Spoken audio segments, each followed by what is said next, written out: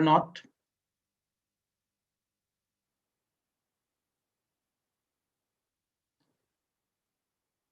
Great. So let's start the event. So welcome to Shaping Global Citizens. Shaping Global Citizens is basically a series of events which we are conducting for study abroad aspirants to interact with the global leaders, professors, and industry experts who will be coming into our sessions and speaking for their respective fields, wherein which will help study abroad aspirants to seek guidance and clarity on various destinations, universities, test requirements, scholarships, policies, and various other details which you may look for seeking. As we all know, that with so many courses and options of universities available, it at times becomes difficult and confusing which to know which career path to take, and hence counseling plays a very vital role in making decisions. So today we have Mr. Kunal Sandhu, who is the founder and CEO of Talentel and Cogito Hub. Cogito Hub is basically a digital career testing and profiling platform that empowers students and young professionals to succeed by making right career decisions on subjects, courses, colleges, and other things. Prior to starting Talentel and Cogito Hub, Mr. Sandhu has over a decade of experience working with companies like Unilever, Accenture, Pepsi Company, and which includes a lot of working and advising organizations from various countries across the globe. So now I would request Mr. Kunal to take this session up and enlighten all of us on how career counseling can help realize one's true potential and hence make informed decisions. Mr. Sandhu, over to you, and thank you for joining in and taking out time to explain it to us. Thank you. Thank you so much, and good evening, everyone. We will start this presentation with a brief clip. Now, this clip, voiceover may not be audible to everybody, but there is content which you can read. It's an interesting clip on careers.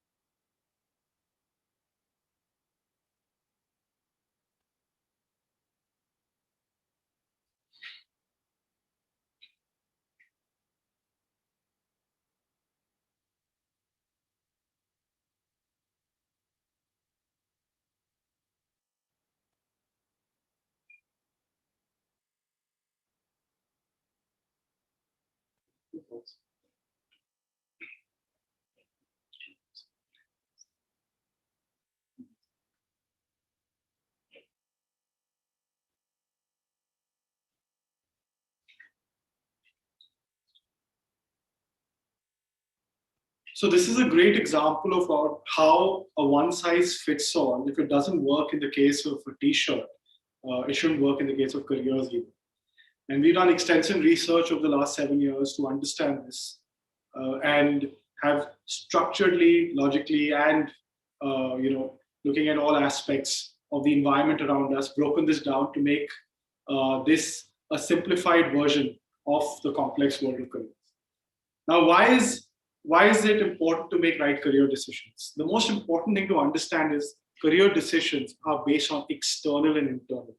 Now, while this may seem a bit obvious, but we seem to forget it in our daily understanding of the universe and the world we live in. We don't apply the fundamental fact that the external world of careers has to be mapped with our internal strengths. It's only when your awareness of the external world of careers is high and your awareness of your internal strengths is high, do you succeed. In case your awareness of the external world of careers is high, but your internal strengths awareness is low, you'll be a well-informed student. But success happens when both are high.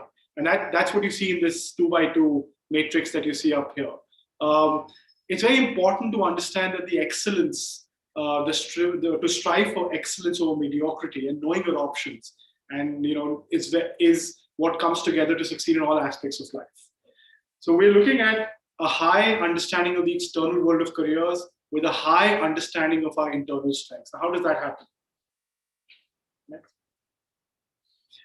If you look at before we go to some of the scientific evidences of how to understand the external world of careers better and our internal strengths, let's look at the evolution of some of the prominent success stories out there. So Chetan Bhagat's career evolution, as everyone might know, starts with an engineering degree, then banking, and then author. So he evolved from a science to a commerce and now to a humanities space. Very similar to my career journey, if you can just go back. I was an engineer in electronics who did my MBA in finance, and I then worked in the space of marketing and now in the space of humanities. So a lot of us see evolution that starts with a lot of times with science, that moves to commerce and then moves to humanities, and all three sort of gets mixed up over our evolutionary journey in the world of careers. The important thing is that all these people, and if you go next, Vera Wang did a BA, was an editor at the Vogue, and then was a fashion designer. She's a very famous fashion designer who has worked in the space of print and has worked has done her BA in history. Next. Harsha Bogle, an engineer who did his MBA, as everyone knows, from IIM Ahmedabad, and then is a famous journalist and commentator in the field of cricket. And finally, Arundhati Roy, who's an architect, worked in multiple jobs across urban affairs, and now is a writer. Now, all these people, when you speak to all these people and several others who've succeeded in their lives, they have one very important underlying factor about them. And that is that they wish they had known their strengths earlier. And they wish they had pursued their careers in which they succeeded today a lot earlier. And why is that important is there is a 10,000 hour rule. Anything that we do, when we play to our strengths and repeatedly try and perfect them, we sort of succeed with the 10,000 hour rule. So that 10,000 hour rule is applicable to any field that we choose in the external world of careers. If you look at the career assessments that we have administered and the differentiators that are there, we test over 110,000 students with a 96% success rate, a high predictive accuracy, a decision tree framework that allows everything to come together, and algorithms that help you choose that. Now, I'm just going to quickly go through that.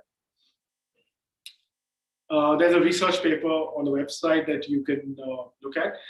It's important to understand that the assessment journey starts early in grade 8, 9, where subject streams are selected, moving to individual subjects in grade 10, understanding your career courses, college in grade 11 and 12, and later on in life. The framework that unifies all this together is a builder, communicator, innovator enabler framework. Now, what does that mean? That means that if you follow a scientific decision tree approach to choosing careers, it can effectively supplement the advice given by your parents, your peers, your class teachers, and your counselor. So that's a subjective, great advice to take from them with a scientific understanding of your strengths married to the external world of careers. So your internal strengths married to the external world of careers.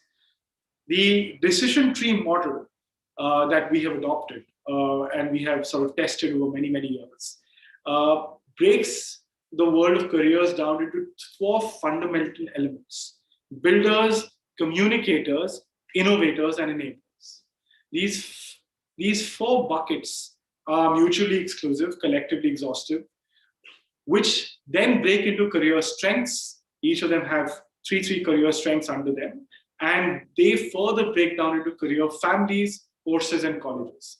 So now to arrive at the course-college decision, we should have an outside-in view of making that decision, which means understand your strengths, understand the external world of careers, make that decision with a career in mind and not stumbling across a subject course college decision, and make it with a decision tree approach. Now, this structured way of doing it allows us to do the following. Now, if you look at a sample output that's given here, this talks about how the career profile of a sample student can be broken into a combination of enabler, communicator, innovator, and builder. So an innovator thinks of a concept, a builder builds it, a communicator sells it, an enabler scales it and creates systems around it. No particular person or job is unique to only one of these profiles. Every person and every job out there is a unique combination of all four profiles. So it's important for us to understand what our strengths are in these four profiles and how does that marry to the careers that we are planning to take. These then break into something called career strengths. Career strengths are, we've come up with 12 exhaustive career strengths that break the four profiles into three each. So strengths like fiscal, structure, and procedure are around enabler, which are more about following regulations, structure, working in a defined system and a hierarchy. Sometimes also, and a lot of careers around law, banking, doctors come under this. Then there is strengths around design, development, and research, which are innovator careers. And some of these innovator careers are science-driven, some of them are commerce-driven, some of them are humanities-driven. But they essentially work under the innovator bucket.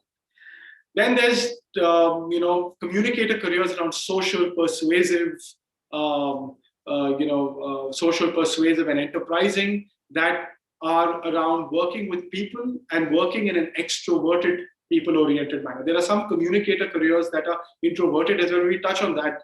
Careers are around authors and bloggers, which are more introverted. And finally, builders, which are either engineers who build products or CEOs that build companies. Those are careers around builder, which are technical and mechanical and even operational. Operational is a CEO career, which works around builders. Now, all these 12 career strengths are all present in all of us. All of us uniquely possess and have over our lifetimes of nature and nurture, from our genetics to even our lifetime experiences over the age of 15 to 20, possess these career strengths in varying proportions. What we need to figure out through scientific assessment of your personality, aptitude, motivation, and interests is which are your relative strengths and which are your relative areas of development.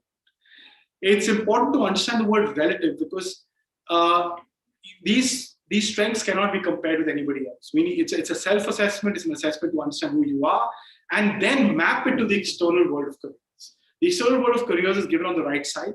20 career families are listed here, and these 20 career families uniquely define the entire world of careers, and then which break into, and there's a detailed report, we will brush upon that, then which break into 4 or 5 career roles under each career family, and which then break into courses and colleges. So that's a scientific outside-in way of making that decision.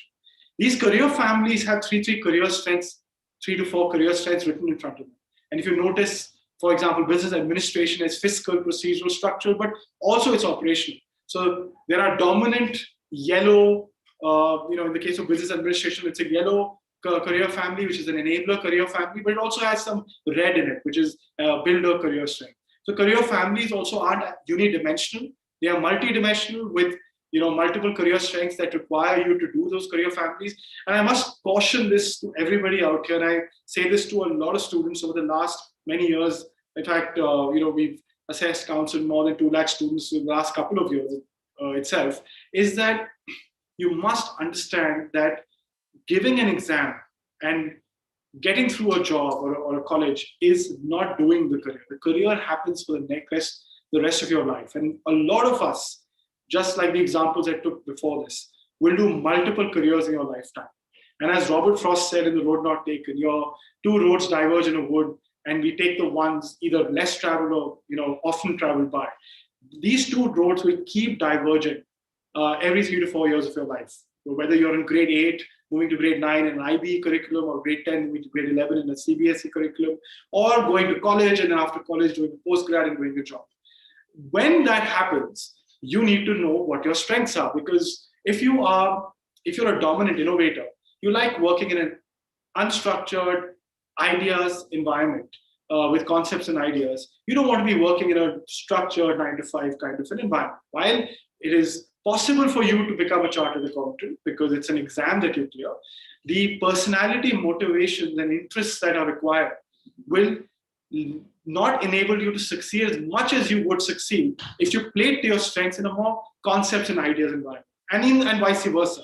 If you're a structured, regulation-driven person, if you were given, to sit under a tree and discover gravity like Newton did when the apple fell on his head, you would be like, I want to work in a structured framework, and for me to work and sit for hours before something really occurs to me may not be very motivating and inspiring. So the motivations, the interests, and the personality supplement the inherent aptitude we have to do a career. So the aptitude is one element of that. Your academic scores are one element of that. There's also the other element of personality, motivation, and interest. Additionally, I must, highlight this, let's go to grade 11, 12, the next one. Additionally, I must highlight that, in the case of innovator careers, it's another example of a grade 11, 12 output. In the innovator careers, you will see that careers around science tend to be engineering driven, especially in India, where engineering is considered the only science option apart from being a doctor if you're a medical student as well. Within the science option, there are innovator science options and there are builder science options. The innovator science options are around scientists and research. So those are the research career strengths. The builder science options are around engineering, which is technical and mechanical.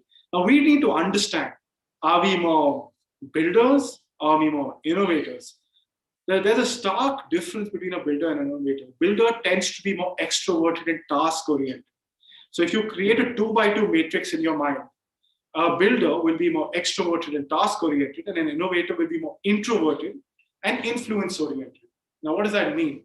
It means that when you are given a project, do you look at delivering the outcomes of the project, or do you look at creating the concepts around the project and like working at every stage of the innovation pipeline of the project? A lot of us are driven by outcome. We want to see a sales number happening. We want to see a finished product like a car that we co-created in a company that we work in. But a lot of us want to work on the ideation side. So innovators and builders, 2 distinct career paths of the same subject, which is science, the same subject stream, which is science. So there, a similar thing can be looked at in the commerce space, where when you're a finance professional, are you a finance professional that wants to run companies? Are you an operating person? Are you operational? Or are you finance in the fiscal sense, where you want to work in the investment banking and the rules and regulations framework space? So are you more enabler, which is chartered accountant, or are you more builder, which is operating or CEO or business manager? So these roads keep diverging in the same subject combination, same subject streams, into different parts of careers, which you see on the right side, which we saw in the previous output as well, where depending on your career strengths, those 20 career families can get sorted into a decreasing order. And you look at the top 5 more carefully to make decisions. Then you look at the next 5, and you finally try and evaluate the bottom 10 to see that whether while you may still be interested in the bottom 10, and that rarely happens because the assessment takes into account your interest as well. But you could look at the bottom 10 and reevaluate whether you need to go after them in your courses and colleges. And this same applies when you've done your undergrad and you want to go to your postgrad. If you're an engineering undergrad, and a lot of people, and I'm only highlighting engineering here because a lot of people have in India, specifically tend to do engineering as a gateway to doing other courses later. A lot of them end up doing their MBA like I did, and a lot of other my peers did. And this kind of ends up, if you want to work in the humanities space, in the commerce space, and you see some of the career families here, about 85% are driven by your understanding of people and understanding of systems, which is enablers, communicators, and builders. Enablers, communicators, and innovators. And there's a 15% career families here, which are pure science driven. So I keep cautioning a lot of parents that, while it's great to do science, you need to be an outlier engineer or a doctor to succeed. Even the doctor, that is a very oft talked about career, is a very procedural career because it takes years of practice to do the job of a doctor. So if you're more innovator or communicator, you're more enterprising or persuasive. What I'm doing right now is the job of a persuasive person. You want to be looking at more career around design and developmental, or a career around marketing and hospitality or business and consulting, rather than a more procedural career, which is that of a doctor or a lawyer or a chartered accountant.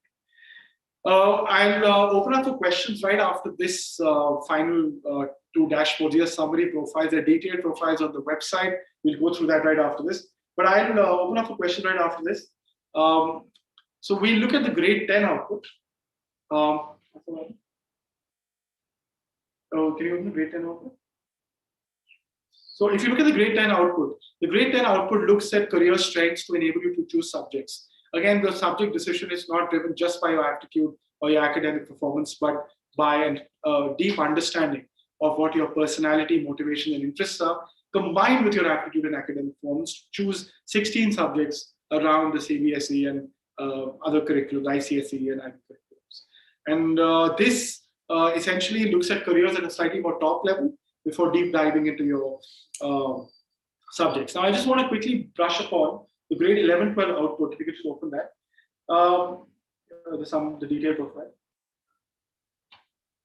In the grade 11-12 output on the website, you will have an understanding of courses and colleges. This is a detailed understanding of the profile we just went through. You'll have a detailed understanding of the courses and colleges. Can we go to the post-college selection?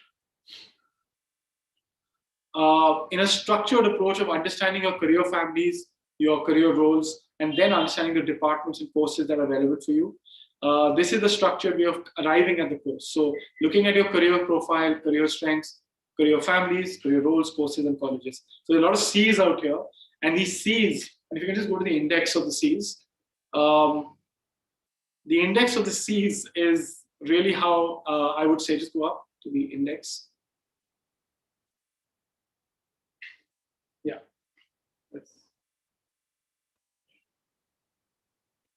To arrive at your courses and colleges, it's important to understand your overall profile, career strengths, career families, and therefore courses and colleges. So there's structured way of reaching there. Before I address the most important part of a career profiling, which is personality, I'll open up for questions. Then we have a 5-minute session of personality. So any questions on the chat box, and we'll address them.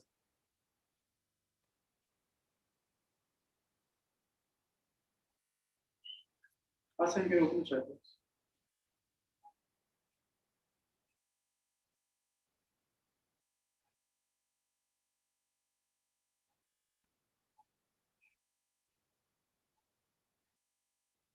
So I'll address a few questions. Biomedical engineering, I'll go in reverse order. Sridevi has a question on biomedical engineering. I'll address questions for about 5 minutes because I want to touch on personality, and then we do questions again after that. Biomedical engineering is a very procedural and technical combination of career strengths. So if you're a builder with technical strengths, with enabler, with procedural strengths, you're really suited for biomedical engineering. Komal is saying, is it a good option to take up MBA after an allied health science course? The MBA is a generalist course, while it does offer specialization around finance, marketing, or operations, etc., or human resources. It's a generalist course. The MBA can be done after any course, as everybody knows. However, you must do an MBA if you're pursuing careers that are either communicator driven, which is business and consulting, or procedural, which is enabler, or operational. If you're looking at careers around that, the MBA is a great route to do that. If you're looking at innovator careers, which are design, developmental, research, the MBA may not be the best option for you to do. Ketan is asking, how do we know if we have some traits or all? Or of all, I'm assuming that's all. Well, the only way to know it is if you do the assessment and then you have a counseling session to understand that. The other way to know it is, even if you don't do the assessment, is introspection. It's very important to know that the best way to understand our strengths is subjectively and objectively. Objectively is the assessment. Subjectively is if you talk to your friends, family, and your class teachers, etc., or your counselors, and talk about these strengths in a more structured manner. When you have a conversation, you try and have it subjectively, but try and fit it to this framework so you're able to make sense of it. So try and say that, what are they saying, and translate that into this framework, and that will help you make the decision. What is the right time to do an MBA? There is no right time. I mean, the best time globally is after 4 to 5 years of experience. The MBA is a route for a generalist career. I did an MBA from XRI Jamshedpur. However, it does not guarantee specialization. Specialization happens in two ways. Either you do a master's and a PhD in a certain field, or you work for a long time. You're more specialized when you work than when you just do a degree. So the MBA is a great way to get a job, possibly. But if you have experience, if you build on that experience, you're probably worth a lot more than just doing an MBA.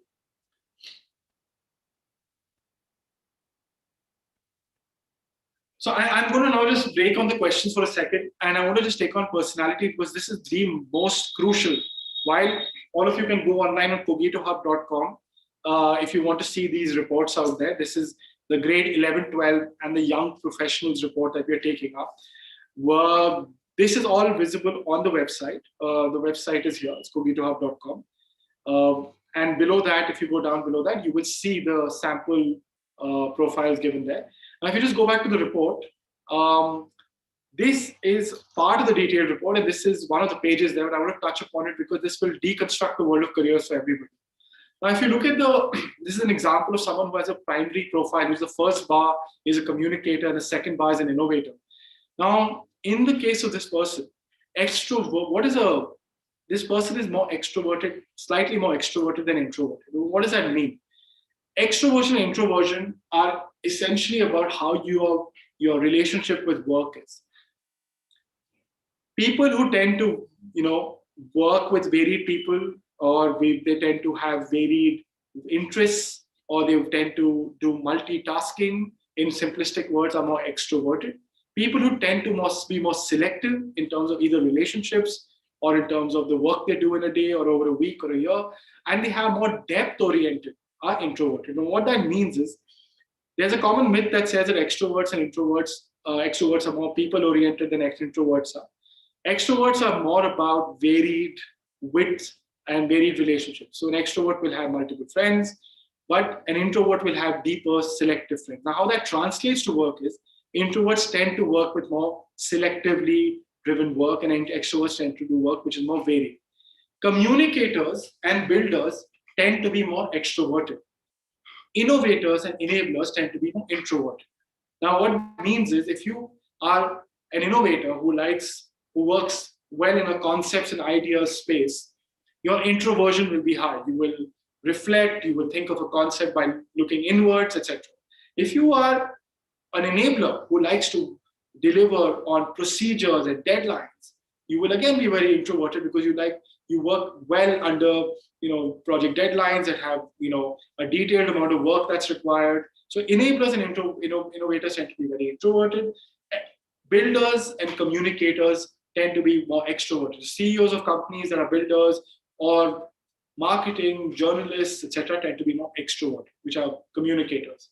Politicians are communicators, but civil services are enablers. So politicians tend to be more extroverted. They work in, they talk, they address large audiences. What I'm doing right now is a more extroverted job. The civil services tend to be more introverted because now when you work, when you get a job, your job is not to just clear the exam, but also to do that job for many, many years. So understanding your personality before you embark on that journey is crucial. Task and influence means that, when you work, task-driven oriented people are those who like delivering on outcomes. Influence-oriented people are the ones who like working what the journey that delivers the outcomes. So builders tend to deliver outcomes. They are CEOs or they are, operational business managers. And enablers tend to be working on outcomes, which is working on detailed work, and influence is more about working with concepts and ideas. Innovators and communicators tend to be more influential.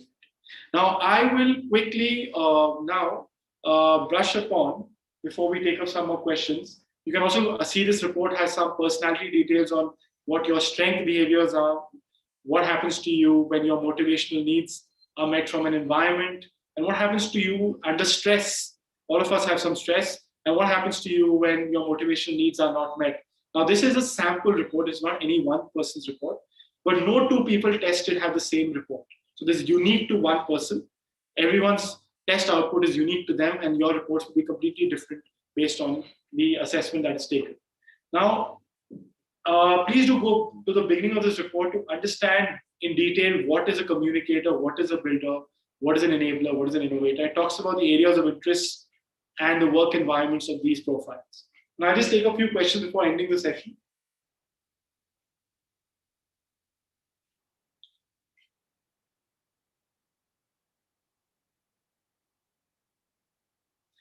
So Ramesh has said, which grade can this assessment be taken?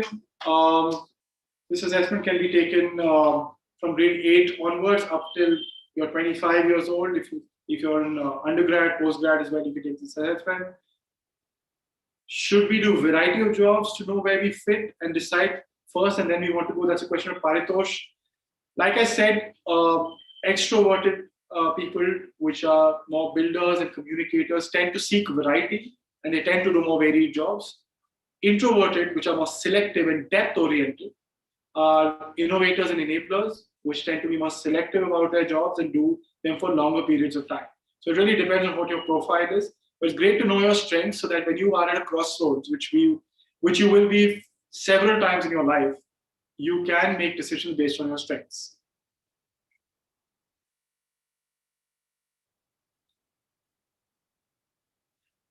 Ankita has said, what should we do after MSc in physics? What's a good career? The best career after an MSc in physics is that of a research professional, which is an innovator career. And the research professional will have, whether you fit for that career will depend on whether how dominant is your research career strength and how dominant is your innovator profile.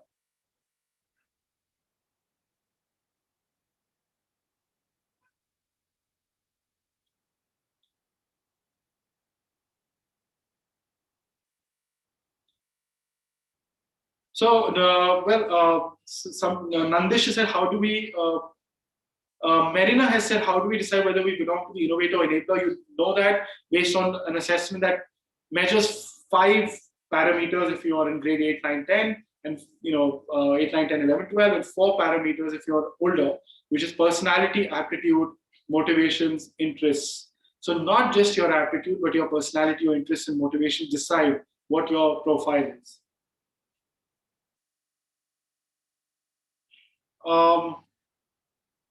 Hardik has said, can I take psychology as subject after grade 12? My master's in it, should I do my master's, but I don't have psychology class 12. The thing about the humanities space is that if you look at the career families here, out of the 20 career families, they are dominantly driven by humanities, then commerce, then science, which does not mean either of them is better or worse than the other. They're all equally important. And if you succeed in one of these career families, if your strength lies in them, you will succeed. And if you succeed, you will do well in it, both commercially and otherwise. And when you're motivated, you're inspired, you tend to do well in all aspects of it. Now, can you take psychology after class 12? If you haven't done it class 12, of course you can. In fact, a lot of the courses in the MBA are psychology driven, which is organizational behavior, understanding how culture works in an organization, deploying that culture through human resource management. So the MBA is a great course that also teaches you psychology, even though you haven't done it. But you could do it in your undergrad as well if you haven't taken it up in grade 12. You have to understand whether your strengths lie in the psychology space based on an assessment of what careers are suitable for you.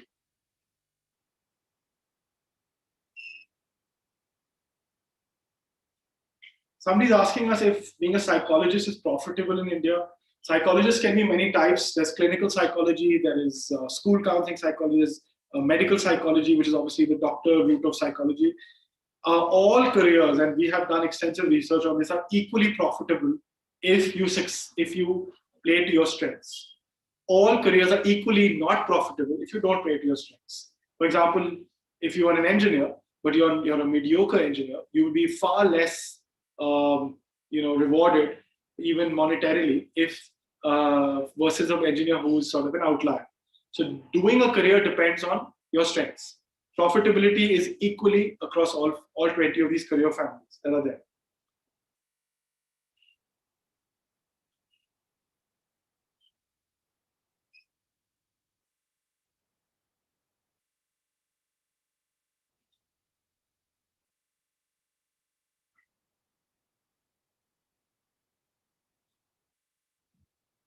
Should we? I think we've exceeded our time. Should we answer the last few questions?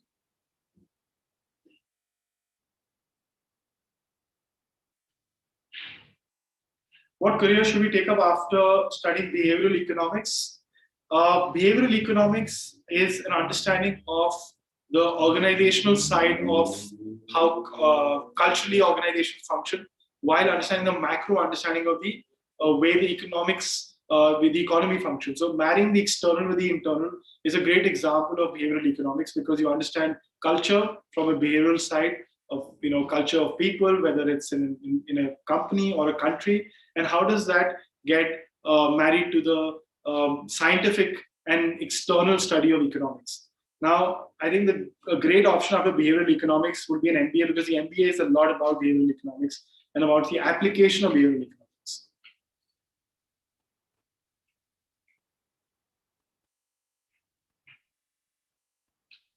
I want to pursue, so Marina, I said I want to pursue my career in content writing. What should I do right away after my graduation?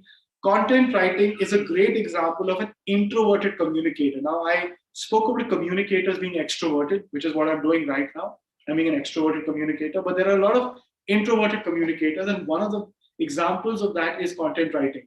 When you write, you're introvertedly writing, you're introspecting, and you're communicating through the power of writing.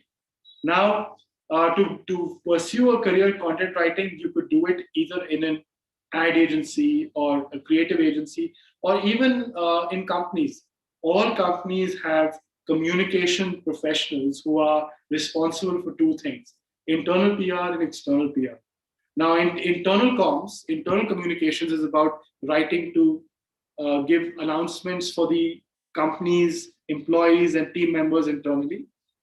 External PR is about writing content for the external world, so that the communication of the company's revenues, profitability, results, etc., can be effectively and communicated in a controlled manner. So external communication, internal communication are very lucrative careers that a lot of content writers pursue. And the other one, like I said, is you can join a creative agency, or you can join other places where creativity is. So it really depends. If you are an enabler, a company would be a great place for you to join as a communications professional. If you're an innovator, then an agency where creativity is done through ad agencies and other agencies would be a great place for you to join.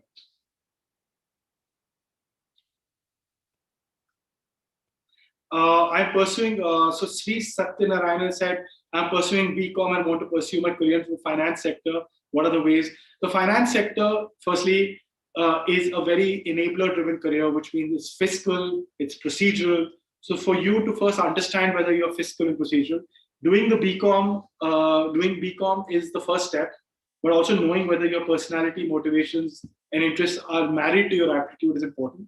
So the ways to do that are either do MCom, but also do an MBA in finance, because a lot of the investment bankers, brokers, commercial managers are recruited from an MBA college, from the finance major of the MBA college. That's a great example of that. But business it's a very administrative role. So you need to know that financial services and business administration, as you can see, the career families are enabler careers. So you have to have a very task-oriented, structured, procedural mindset. You need to be comfortable with the rules and regulations and following structure and process.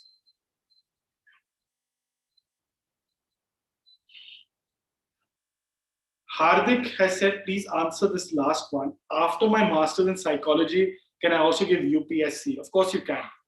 You can give UPSC after any course. That's the beauty of UPSC.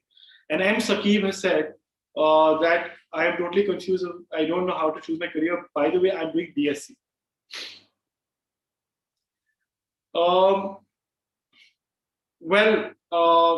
Firstly, BSc as a career is a research career. If you follow it through the innovator paths, it's a science research career. It is different from the builder science career, which is more technical and mechanical. So you've embarked on a journey on research. If you do an MSc and then a PhD, etc. If you are an innovator that likes that, if your research career strengths are strong, then you should do a master's in science. However, if you are either not driven by science, or you're not an innovator, you're more of a communicator or a builder who likes to work in engineering, or you wish to work in business administration roles as an enabler, or you want to run a company, then you need to switch your career. The way to do that is do a master's in a commerce field, and MBA is a great way to switch that career if you want to get out of the BSc. But you need to understand what part of the profile you're at first. Nisha has said that mind statistics is best. So how can I pursue this? Okay, so how do you pursue a career in the statistics field? Well, statistics is a very strong fiscal, structural, procedural. Again, it's a very strong enabler career. So statistics tend to work well in the business administration space, in the financial services space, and they are great support. So enablers are great support functions. If you wish to pursue a statistics career, there's a Center of Statistics, Indian Institute of Statistics, which is in Calcutta, which is very prominent for a master's and PhD in statistics. But you have to understand that it's a long procedure, rules and regulations driven career that you need to follow, because statistics is about creating structure out of numbers. So if you fall in that bucket from an aptitude perspective and a personality perspective and an interest perspective, then you should do that career. Great. I think we are done with all questions. Thank you so much. And we have also reached our time limit of 45 minutes. Thank you so much. Right. Asa, you can show the last slide. I would request everyone to go on the Manya website. We are partners with Manya and Asa is showing you.